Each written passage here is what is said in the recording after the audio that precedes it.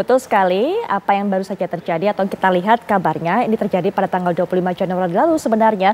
Kemudian baru beberapa waktu belakangan ini dipublish dan masyarakat baru mengetahuinya. Bikin geger juga. Nah ini kemudian juga mencoreng apa yang bisa kita harapkan, penerbangan yang aman. Termasuk juga kalau kembali kami sampaikan informasinya kepada Anda, ini penerbangan Batik Air tujuan dari Kendari menuju Jakarta, tapi pilot dan juga kopilot yang bertugas tertidur selama 28 menit saat bertugas menerbangkan pesawat. Apa yang sebenarnya terjadi, bagaimana kemudian SOP bagi ataupun juga regulasi bagi para penerbang ini sebelum menjalankan tugas. Kita akan bahas bersama dengan para narasumber. Sudah hadir bersama saya Ibu Ruth Hana Simatupang. Beliau merupakan mantan investigator KNKT. Selamat malam Ibu Ruth. Selamat malam Ibu.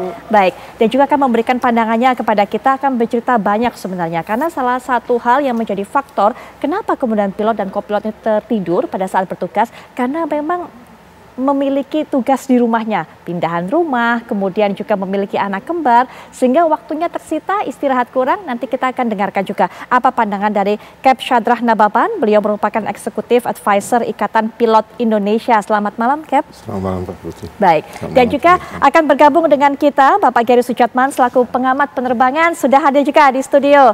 Selamat malam, Pak Gary. Silakan duduk. Ya. Baik. Nah, pemirsa, kita sudah bersama dengan para narasumber. Mungkin Cap bisa bercerita terlebih dahulu. Sudah sempat saya singgung apa yang menjadi penyebab dari dua pilot ini tertidur. Apakah sebelumnya atau sebenarnya ada regulasi yang mengatur bagaimana sebenarnya kondisi fisik, kondisi mental dari para penerbang ini sebelum mereka berangkat? Ya, jadi terima kasih. Kalau di dalam penerbangan kita menyebutnya itu Fatigue Risk Management System. Jadi memang dari tahun 2011 itu IQ sudah menerbitkan program itu dan ini sedang lagi disosialisasikan. Kami dari Asosiasi Ikatan Pilot Indonesia juga sudah melakukan berbagai kegiatan melalui seminar maupun pertemuan-pertemuan yang sifatnya memang masih sosialisasi sifatnya, karena itu nanti diserahkan kepada airline masing-masing, karena karakter situasi dan kondisi airline itu memang berbeda-beda. Jadi mereka lah yang nanti mengatur apakah di dalam penjadwalannya, di dalam pengaturan krunya, nah itu rutenya dan sebagainya, disitulah nanti terlihat program itu berjalan atau tidak. Jadi memang sudah concern terhadap ini memang sudah cukup lama. Betul. Jadi mudah-mudahan kejadian seperti ini membuat semacam alarm supaya kita lebih cepat bergiat untuk mengimplementasikan Fatigue Risk Management System itu. Tapi sebenarnya saat ini ada nggak sih Cap kontrol untuk bisa melihat begitu bagaimana kondisi para pilot ataupun juga kopilot? Karena sebenarnya informasi yang kami dapatkan, kopilotnya ini sempat sebelum terbang mengatakan bahwa saya ini kondisinya kecapean, tidurnya nggak cukup karena harus momong anak kembar ini. Apakah kemudian ada yang sebenarnya memberikan mungkin aturan atau mungkin juga menetapkan wah kalau kondisinya seperti itu seharusnya tidak usah terbang atau seperti apa? Iya, jadi itu terpulang kepada masing-masing operator ya, airline. Kita bisa mengenal itu namanya budaya keselamatan atau corporate safety culture. Itulah yang membuat sebetulnya kalau memang sudah cukup bagus, maka disiplin profesi itu bisa berjalan dengan baik. Artinya kalau dia merasa atau kondisinya pada saat itu tidak fit for fly, ya itu berarti dia harus declare. Ya, dan itu ada tentunya di company itu mempunyai prosedur apa yang harus dilakukan. Misalnya dia harus pergi ke dokter untuk mendapatkan sertifikat dan lain sebagainya.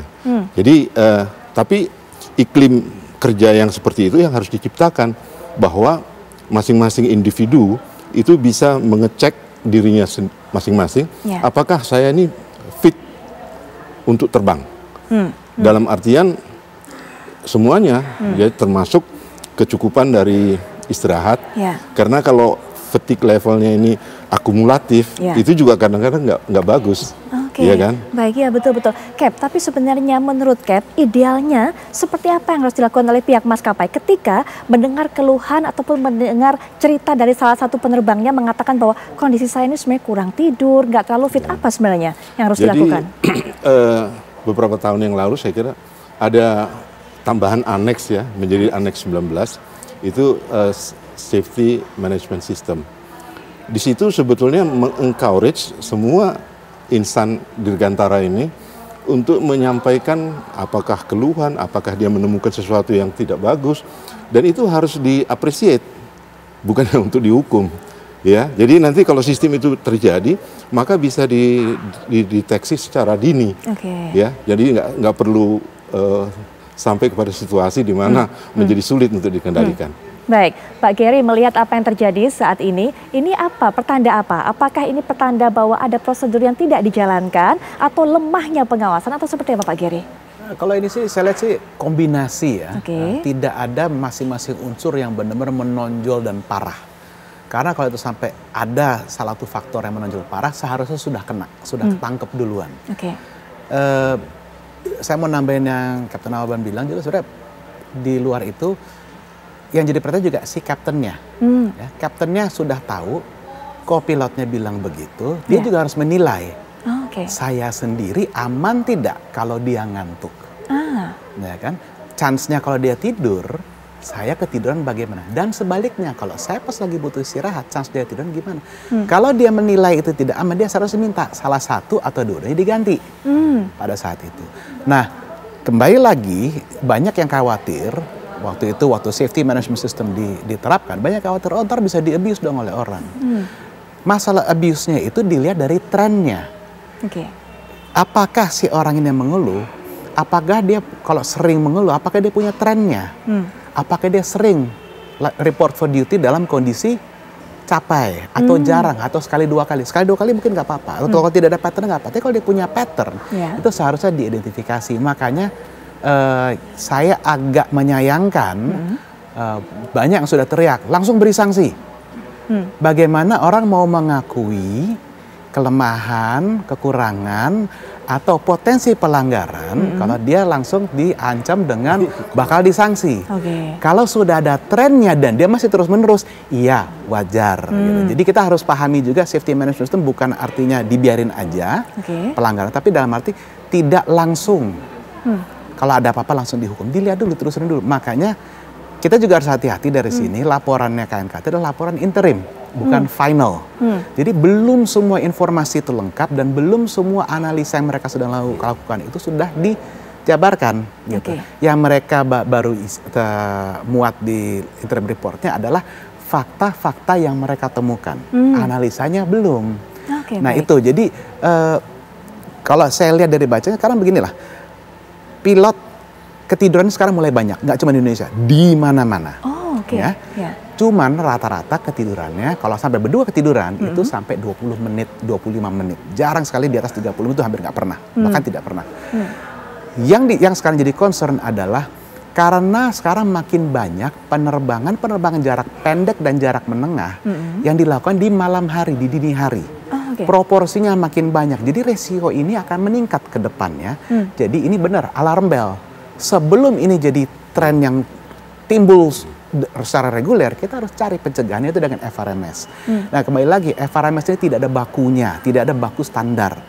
Itu based on manajemen resiko, jadi sesuai dengan kondisi corporate culture juga di maskapainya, di maskapai sendiri, dan apakah nanti pada saat penerapan si FRMS secara full di situ, aspek-aspek corporate culture-nya itu mana yang harus diubah untuk mengakomodir itu.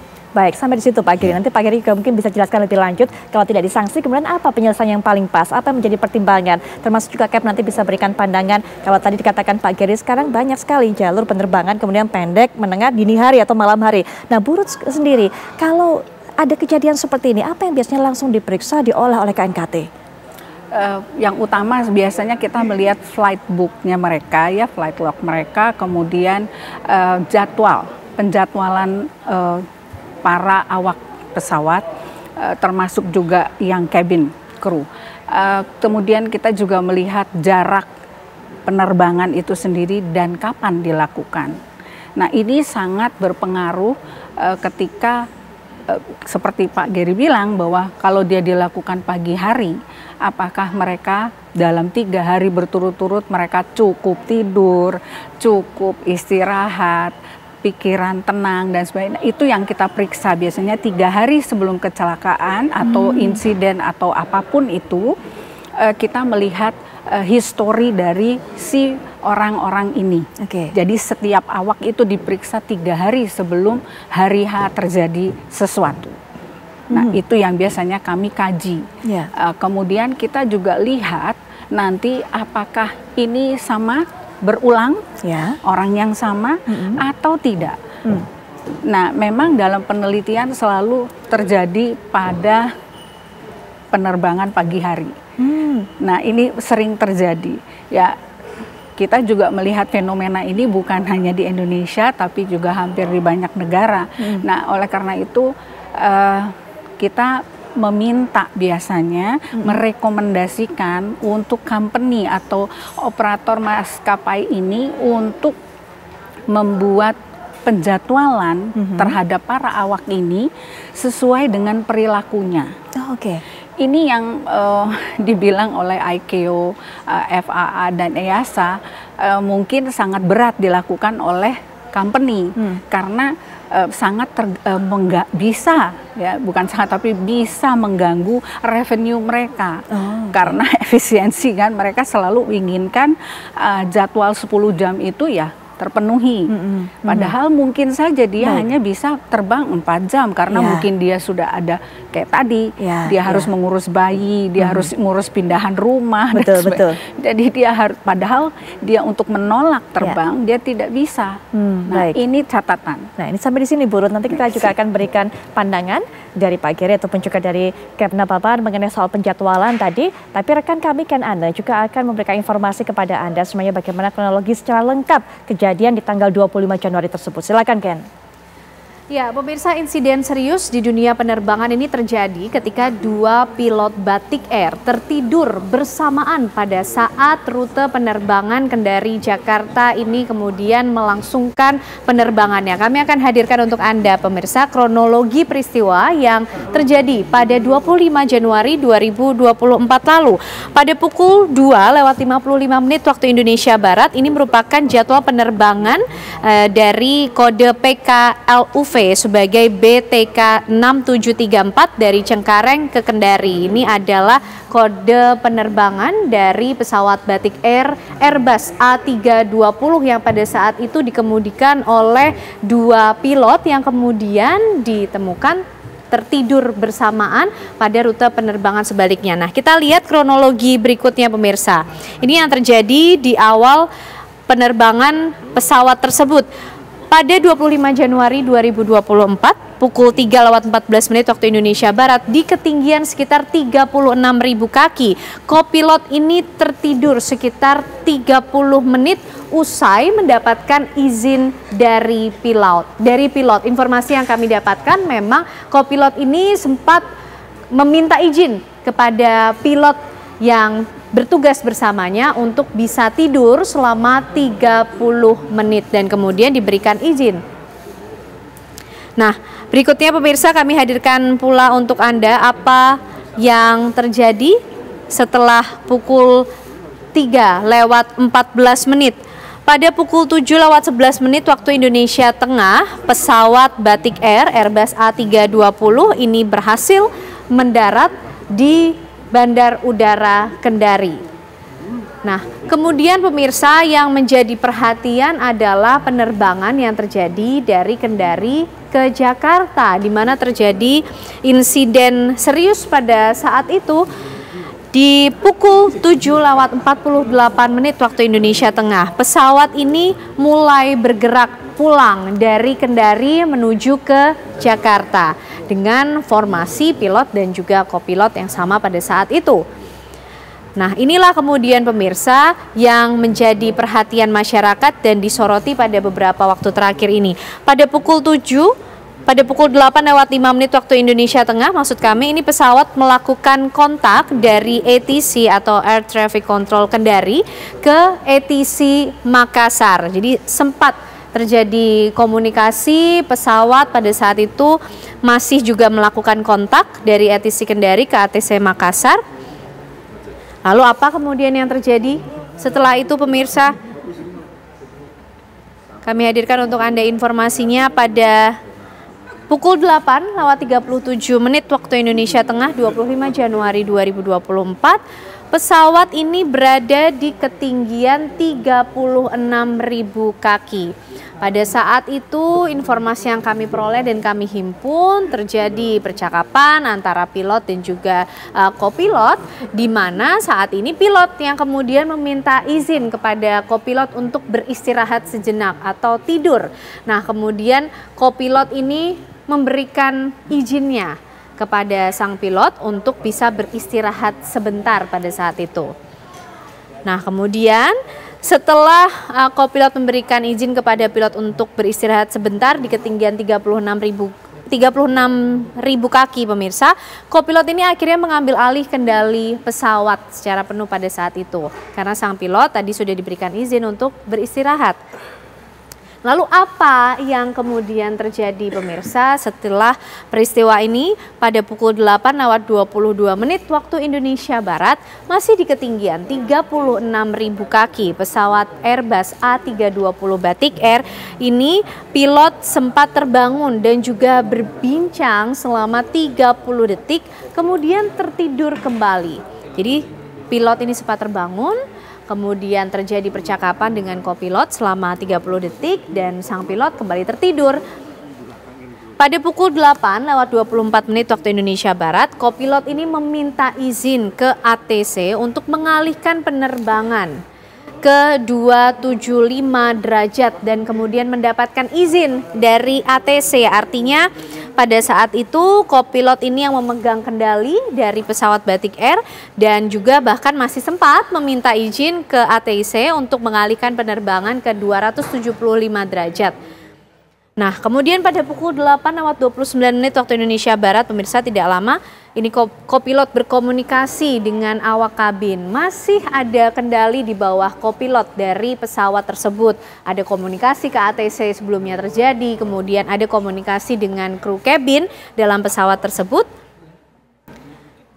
Nah, lalu apa yang kemudian berlangsung atau terjadi dalam insiden ini pemirsa? Pada pukul 8:43 waktu Indonesia Barat, kopilot ini juga masih berkomunikasi dengan ATC Jakarta dan diinstruksikan untuk mengikuti koordinat kursus 2G. Sekali lagi pada pukul 8:43 ini kopilot juga masih sempat berkomunikasi dengan ATC Jakarta, diinstruksikan untuk mengikuti koordinat kurs 2G. Nah, berikutnya tidak lama berselang pada pukul 8:43 di bawah 1 detik pemirsa, kopilot ini tidak sengaja tertidur usai membaca instruksi ATC Jakarta. Jadi tidak lama berselang setelah sebelumnya kopilot ini masih sempat berkomunikasi, kemudian kopilot tertidur usai membaca instruksi dari ATC Jakarta. Nah, pada pukul 8:56 waktu Indonesia Barat, ATC Jakarta ini berulang kali mencoba untuk melakukan kontak dengan pesawat, namun tidak mendapatkan jawaban atau tidak ada respon. Pada pukul 8:56 waktu Indonesia Barat, pada saat kopilot ini sudah tertidur. Nah, kemudian pada pukul 9:11 waktu Indonesia Barat, pilot terbangun dan tersadar pesawat ini sudah keluar jalur. Sebelumnya pilot sempat meminta izin untuk beristirahat, kemudian kopilot yang kemudian tertidur dan pilot ini sudah terbangun dan tiba-tiba tersadar bahwa pesawat ini sudah keluar dari jalurnya pemirsa. Pada pukul 9:11 waktu Indonesia Barat, pilot ini membangunkan kopilot dan juga menginformasikan ke ATC Jakarta bahwa terjadi gangguan komunikasi dalam pesawat. Itu yang disampaikan oleh pilot. Nah, kemudian masih pada kisaran waktu yang sama pemirsa, pada 9:11 ini pilot tadi terbangun, kemudian membangunkan kopilot dan juga menjawab atau memberikan respon ke ATC Jakarta. Dan ia mengatakan bila terjadi gangguan komunikasi di pesawat yang sedang mereka kemudikan. Artinya pemirsa, total ada 28 menit di mana pilot dan juga kopilot Airbus A320 milik Batik Air yang melakukan rute penerbangan dari Kendari menuju Jakarta ini tertidur. Ya pemirsa, usai jeda tentu kami masih akan mengajak Anda untuk membahas insiden serius yang terjadi di dunia penerbangan ini pemirsa. Sesaat lagi kami kembali.